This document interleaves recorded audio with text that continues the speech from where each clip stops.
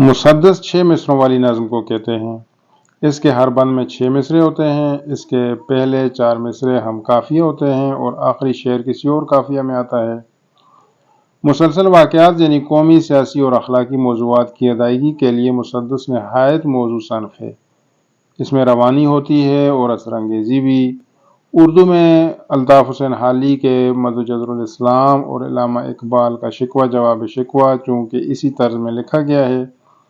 اس کے علاوہ کربلا اور اہل بیت کے واقعات کے اظہار کا بہترین ذریعہ مسدس سمجھا جاتا تھا۔ اس نظم میں الطاف حسین حالی نے مسلمانوں کی مذہبی، تہذیبی اور عملی زندگی کا ارتقاء دکھایا ہے۔ ظہور اسلام اور مسلمانوں کے زوال کی کہانی پیش کی ہے، یعنی نظم کا مقصد قومی بیداری ہے۔ مجموعی طور پر مسدس قوم کا مرثیہ ہوتا ہے۔ اشعار کی تشریح میں پہلے بند کی طرف بڑھتے ہیں۔ وہ ملت کی گردوں پہ جس کا قدم تھا۔ گردوں کہتے ہیں آسمان یا فلک کو، ملت قوم کو۔ وہ قوم کے جس کا جو قدم تھا وہ کس پر تھا؟ آسمان پر ہوا کرتا تھا۔ ہر ایک کھونٹ میں جس کا برپا علم تھا۔ علم جھنڈے کو کہتے ہیں اور کھونٹ کہتے ہیں سو، یعنی کہ جانب یا سمت کو، یعنی کہ ہر سو جو ہے جن کا جھنڈا برپا تھا، یعنی کہ ہر طرف ان کے جھنڈے نظر آ رہے تھے۔ وہ فرقہ جو آفاق میں محترم تھا۔ آفاق کہتے ہیں کائنات کو، تو پوری کائنات میں یہ جو مسلمانوں کا فرقہ ہے اس کی بڑی عزت تھی، محترم تھے وہ امت لقب جس کا خیر الامم تھا۔ خیر الامم بہترین امت، یعنی کہ اس کا لقب تھا۔ نشان اس کا باقی ہے صرف اس قدر، یا اب تو نشان یہی باقی رہ گیا ہے کہ گنتے ہیں اپنے کو ہم بھی مسلمان، کہ ہم اپنے آپ کو صرف نام کے مسلمان کہہ رہے ہیں، باقی کام یا عمل اب باقی نہیں رہا۔ نہ قوموں میں عزت، نہ جلسوں میں وقعت، نہ تو مسلمانوں کی باقی اقوام میں عزت رہی، اور نہ ہی جو اقوام عالم کی جو میٹنگز ہوتی ہیں، جو گروپس ہوتے ہیں، ان میں جب یہ بیٹھتے ہیں، بیٹھکیں ہوتی ہیں تو یا محفلیں ہوتی ہیں، ان میں ان کی وقت نہیں رہی، یعنی کہ عزت نہیں رہی۔ نہ اپنوں سے الفت، نہ تو یہ اپنوں سے جو اسلامی بھائی ممالک ہیں ان کے ساتھ ان کا پیار محبت رہا ہے، بھائی چارہ رہا ہے کہ اگر ایک پہ تکلیف آ جائے تو دوسرا اٹھ کر کھڑا ہو جائے اور اس کی مدد کو پہنچے۔ نہ غیروں سے ملت، اور نہ ہی یہ ابھی جو غیر اقوام ہیں ان سے یہ اس طرح کی دوستی استوار رکھ سکتے ہیں برابری کی سطح پر۔ مزاجوں میں سستی، دماغوں میں نخوت، یعنی کہ مزاجوں میں ان کے سستی آ چکی ہے، کوئی کام یہ ترقی کا کر نہیں سکتے، اور دماغوں میں نخوت ہے، یعنی کہ تکبر آ چکا ہے۔ جب تکبر آ جائے تو پھر دماغ کو زنگ لگ جاتا ہے، وہ پھر کوئی ترقی نہیں کر سکتا اور وہ سستی کا شکار ہو جاتا ہے۔ خیالوں میں پستی، خیال ان کے گراوٹ یا پستی کا شکار ہو چکے ہیں، ترقی پسند نہیں رہے، اور کمالوں سے نفرت۔ اس میں یہ ہے کہ باکمال جو ترقی والے جو لوگ جو اقوام کو ترقی کی راہ پر لے کر جا سکتے ہیں، ان کے ساتھ ان کا پیار محبت نہیں ہے، نفرت ہے۔ یا جو کمال باتیں ہیں، جو کمال چیزیں ہیں، یا جو کمال کرشمے ہیں یا علوم ہیں، ان سے یہ نفرت کر رہے ہیں۔ عداوت نے ہاں، دوستی آشکارا۔ عداوت نے ہاں ہے یعنی کہ چھپی ہوئی ہے، دشمنی، یعنی کہ عداوت دشمنی کو کہتے ہیں، چھپی ہوئی ہے دوستی آشکارا، یعنی کہ ہماری دوستی کے پیچھے دشمنی چھپی ہوتی ہے۔ اور غرض کی تواضع، غرض کی مدارا، ہم اپنے کسی مقصد کے لیے کسی کی تواضع کرتے ہیں، یعنی ہماری ہر غرض کے پیچھے ہماری ذاتی غرض چھپی ہوتی ہے۔ ہنر ہے نہ تم میں، فضیلت ہے باقی۔ شاعر یہاں مخاطب کر رہا ہے کہ اس کو مسلمانوں کو، اور کہتا ہے کہ ہنر آپ کے اندر جو پہلے والا تھا وہ بھی باقی نہیں رہا، کہ آپ نئی نئی ایجادات کرتے تھے، اور فضیلت جو ہے باقی اقوام پہ وہ بھی اب وہ نہیں رہی، عزت اور اکرام نہیں رہا۔ نہ علم و ادب ہے، اور علم و ادب نہیں رہا۔ پہلے جو علم و ادب میں مسلمان جو ہیں، بغداد میں بڑی بڑی لائبریریاں ہوا کرتی تھیں، اور اسپین میں بڑی بڑی لائبریریاں تھیں، اور ترقی کی ہوئی تھی مسلمانوں نے، علم و ادب کے مراکز تھے۔ نہ حکمت ہے باقی، اور حکمت و دانائی جو ہے وہ باقی نہیں رہی۔ نہ منطق ہے باقی، یعنی وہ فلسفہ بھی باقی نہیں رہا، اور منطق کہتے ہیں وہ والا فلسفہ جس میں غلطی کی گنجائش نہیں ہوتی، غور و خوض کرتے ہوئے، غور و فکر کرتے ہوئے۔ اور نہ حیت ہے باقی، اور حیت جو ہے شکل یا ساخت پرانی جو مسلمانوں والی تھی وہ بھی باقی نہیں رہی، کہ جو ہے اسلامی علوم کو سیکھنا اور مکمل اسلامی تعلیمات پر عمل کرنا، یعنی کہ وہ والی شکل باقی نہیں رہی۔ اگر ہے تو کچھ قابلیت ہے باقی، اور قابلیت جو ہے وہ تو ہے اللہ تعالیٰ کی طرف سے جو ذہانت دی ہوئی ہے وہ ہے۔ تو شاعر آگے کہتا ہے آخری شعر جو ہے اس میں کہ اندھیرا نہ چھا جائے اس گھر میں، دیکھو خدشے کا اظہار کر رہا ہے شاعر کہ اندھیرا نہ چھا جائے، کرنا کیا ہے، پھر اکسا دو اس ٹمٹماتے دیے کو، یعنی کہ جو آپ کے پاس قابلیت اللہ نے دی ہوئی ہے، یہ ٹمٹماتے ہوا دیا جو ہے اس کو جلا ڈالو، جلاؤ اس کو۔ بہت ہم میں اور تم میں جوہر ہے مخفی، شاعر مسلمان کو یہی کہہ رہا ہے کہ ہم میں اور آپ میں جو جوہر ہے، قابلیت جو ہے وہ پوشیدہ ہے، خبر کچھ نہ ہم کو نہ تم کو ہے جن کی، ان کی ہمیں خبر نہیں ہے، ان کا ہمیں ادراک نہیں ہے۔ اگر جیتے جی کچھ نہ ان کی خبر لی، یعنی کہ زندگی میں اپنے گریبان میں نہ جھانکا ہم نے نہ ٹٹولا، نہ ہلایا، نہ جگایا اپنے آپ کو، تو ہو جائیں گے مل کے مٹی میں مٹی، تو اس کے بعد بالکل یعنی کہ ہماری مثال پھر مردے کی جیسی ہوگی، تو پھر ہمارا ہونا یا نہ ہونا برابر ہے۔ یہ جوہر ہے ہم میں امانت خدا کی، جو جوہر ہیں قابلیت ہیں یہ اللہ کی طرف سے امانت ہے، مبادہ تلف ہو ودیت خدا کی۔ مبادہ خدا نخواستہ، تلف کہتے ہیں ضائع کرنے کو، ودیت کہتے ہیں یہ امانت ہے، یعنی کہ کسی کی تحویل میں دی ہوئی چیز، تو یہ جو جوہر ہیں یہ اللہ تعالیٰ کی طرف سے امانت ہیں ہمارے پاس، تو خدا نخواستہ خدا کی عطا کی گئی یہ نعمت ہم سے چھن جائے۔ یہی جو کہ پھرتے ہیں بے عمل و جاہل، بہت ان میں ہیں جن کے جوہر ہیں قابل، یعنی بہت سے مسلمان عمل سے دور ہو گئے ہیں اور وہ بے عمل بھی ہیں اور بے علم یعنی جاہل بھی ہیں، حالانکہ ان میں بہت زیادہ قابلیت موجود ہے۔ رذائل میں پنہا ہے ان کے فضائل، رذائل کہتے ہیں بری صفات کو، پنہا کہتے ہیں پوشیدہ کو، یعنی کہ ان کی خامیوں میں ان کی خوبیاں پوشیدہ ہیں، انہی ناقصوں میں ہیں پوشیدہ کامل، یعنی کہ انہی ناقص لوگوں میں کامل یعنی کہ نیک لوگ چھپے ہوئے ہیں۔ نہ ہوتے اگر مائل لہو و بازی، یعنی کہ اگر یہ مائل نہ ہوتے خون ریزی کی طرف تو کیا ہوتا، ہزاروں ان میں تھے توسی و رازی، ان میں بہت سے جو تھے نصیر الدین توسی کی طرح کے سائنسدان اور ابو بکر الرازی جیسے ریاضی دان پیدا ہو سکتے تھے۔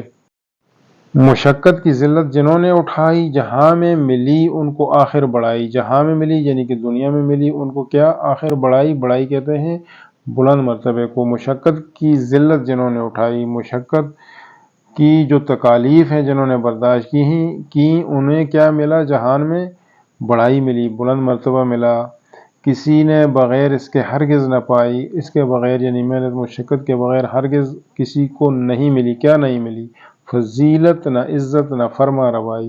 فضیلت یعنی کہ جو دوسروں پہ درجہ ہوتا ہے، بزرگی ہوتی ہے، نہ عزت یعنی کہ اکرام، نہ فرما روائی، نہ ہی بادشاہت یعنی کہ لیڈرشپ کا رول۔ نحال اس گلستہ میں جتنے بڑے ہیں، نحال یہاں پہ نونحال سے ہم لیں گے، یا جو چھوٹا اگتا ہوا پھول یعنی کہ تازہ لگایا گیا جو پھول ہوتا ہے یا پودا ہوتا ہے، اس گلستہ میں باغ میں جتنے بڑے ہیں، یعنی جو نونحال یا تازہ لگائے ہوئے پھول ہیں یا پودے ہیں اس گلستہ میں جتنے بڑے ہیں، جنہوں نے گروتھ کی ہے، ہمیشہ وہ نیچے سے اوپر چڑھے ہیں، یعنی کہ پہلے وہ چھوٹے تھے اور وقت کے ساتھ ساتھ بڑے ہوئے ہیں۔ اسی طرح انسان محنت کر کے کامیابی کی سیڑھیاں چڑھ سکتا ہے۔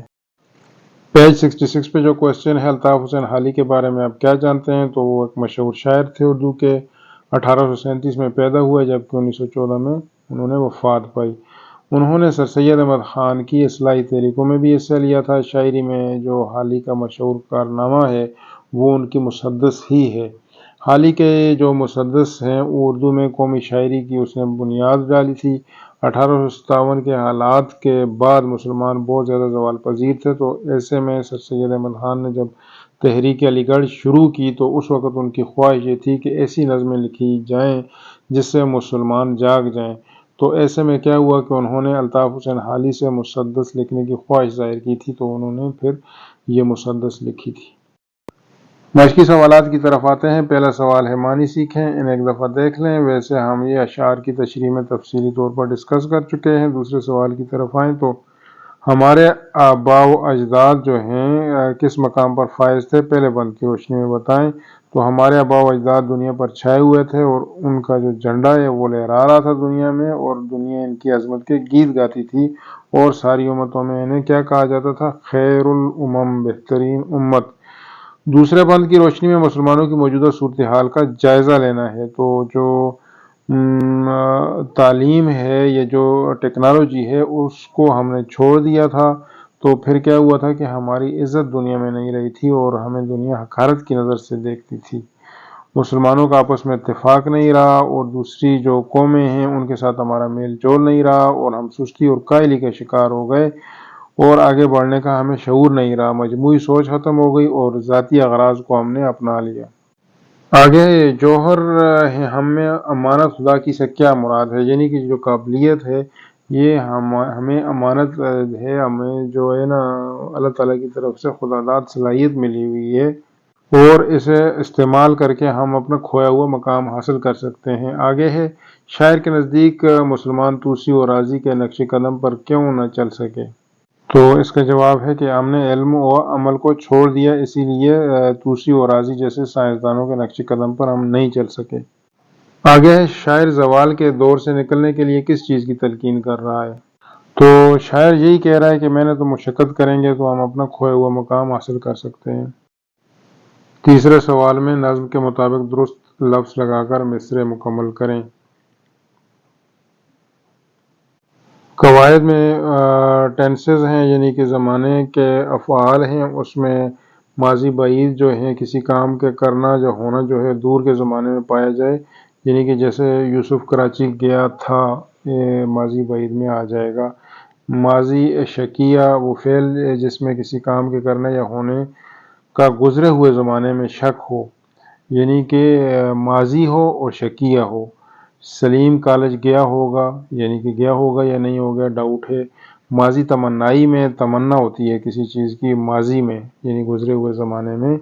مثال کے طور پہ کاش تم یہاں ہوتے، تو یہ بھی ایک تمنا کا اظہار ہے۔ اور ماضی استمراری وہ فعل جس میں کسی کام کا کرنا یا ہونا گزرے ہوئے زمانے میں لگاتار یا بار بار معلوم ہو، جیسے وہ کھاتا تھا یا وہ پڑھتا تھا، تو یہ بار بار ریپیٹڈ ہے۔ چھٹا سوال ہے دیے ہوئے الفاظ کو جملوں میں اس طرح استعمال کریں کہ تذکیر و تانیث واضح ہو جائے، یعنی کہ مذکر اور مؤنث کا پتہ چل جائے۔ لقب، اس کا لقب کیا ہے؟ تو کا جب آ جائے گا تو مذکر ہو جائے گا۔ درخت، وہ آم کا درخت ہے، کا آ گیا اس کے ساتھ، کی نہیں آیا۔ الفت، مجھے اپنے وطن سے بڑی الفت ہے، بڑی آ گیا تو یہ مؤنث میں یعنی کہ تانیث میں آ جائے گا۔ منطق، مجھے سوال میں چھوٹی سی منطق بھی نظر نہیں آتی، تو چھوٹی سی آ گیا تو یہ تذکیر میں نہیں ہوگا، تانیث میں فعال کرے گا۔ امانت، اس کے پاس میری امانت تھی، میری امانت تھی تو اس کا مطلب ہے تانیث میں آ جائے گا، مؤنث میں۔ عزت، وہ میری عزت کرتا ہے، میری عزت، تو یہ تانیث میں آ جائے گا۔ جاہل، ابو جہل جاہل تھا تو یہ تذکیر میں آ جائے گا۔ ساتویں سوال میں مضمون لکھنے کا کہا گیا ہے مسلمانوں کے زوال کے اسباب کے اوپر۔ یہ جو پوائنٹس ہیں ان کو استعمال کریں اور اسی پوائنٹس کی بنیاد پر اپنا ایک مضمون تیار کر لیں گے، یعنی کہ قرآن مجید یا دین سے جو دوری ہے وہ بھی ایک وجہ ہے زوال کی، اور تعلیمی جو پسماندگی ہے وہ خواہ دینی علوم میں ہو یا سائنسی علوم میں، دونوں طرف سے ہم پیچھے ہیں۔ عیش و عشرت یا عیاشی کی جو زندگی ہے وہ گزارنا چاہتا ہے ہر انسان، ہر مسلمان، تو پھر وہ کیا خاک حکمرانی کرے گا دنیا پر۔ علمی و فکری جمود جو ہے وہ نہیں رہا، یعنی کہ سوچ و بچار تجسس ختم ہو چکا ہے، موت کا خوف طاری رہتا ہے۔ اسی طریقے سے مسالک کے نام پر فرقہ بندیاں، تو جب ان چیزوں میں ہم الجھ جائیں گے تو باقی اقوام عالم جو ہیں وہ ہمیں ان چیزوں میں الجھا دیں گے، تو پھر ہم ترقی کے بارے میں نہیں سوچ سکتے۔ قائدانہ صلاحیتوں کی جو کمی ہے، یعنی کہ وہ جو لیڈرشپ ہے صلاح الدین ایوبی، نور الدین زنگی رحمۃ اللہ علیہ جیسی، وہ نہیں مل رہی۔ اور وہ کیوں نہیں مل رہی؟ کیونکہ ہم جو ہیں وہی بات آ جاتی ہے کہ دین اسلام سے دوری۔ جب ہم اسلام کو مضبوطی سے پکڑیں گے تو پھر قائدانہ صلاحیتوں میں والے جو لیڈر ہیں وہ بھی ہمیں ملیں گے۔ بدعت و رسومات میں ہم الجھ چکے ہیں اور یہی وجہ جو ہے وہ ہمیں پیچھے لے کر جا رہی ہے، ہماری جو سوچیں ہیں وہ فرسودہ ہو رہی ہیں۔